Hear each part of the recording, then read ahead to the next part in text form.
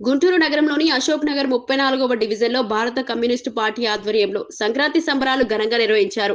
CPI శాఖ కార్యదర్శి ఆకిటి రామచంద్రుడు నాయకత్వంలో జరిగిన ఈ కార్యక్రమంలో పిల్లల కోసం వివిధ ఆటల పోటీలను ఏర్పాటు చేసి పండగ ఉత్సాహాన్ని పెంచారు అని నిర్వాహకులు చెప్పారు. బహుమతుల ప్రధానోత్సవానికి ముఖ్య అతిథిగా హాజరైన సిపిఐ గుంటూరు జిల్లా కార్యదర్శి కోట మల్యాద్రి మాట్లాడుతూ ప్రతి సంవత్సరం లాగే ఈ సంవత్సరం కూడా పిల్లలకు ఆటల పోటీలు నిర్వహించడం సంతోషంగా ఉందని చెప్పారు. ఇటువంటి కార్యక్రమాల వల్ల విద్యార్థులు యువకులు చెడు వ్యసనాల వైపు వెళ్లకుండా ఉంటారని, పోటీల ద్వారా ఆత్మస్థైర్యం పెరిగి జీవితంలో వచ్చే సమస్యలను ధైర్యంగా ఎదుర్కొనే దృక్పథం ఏర్పడుతుందని చెప్పారు.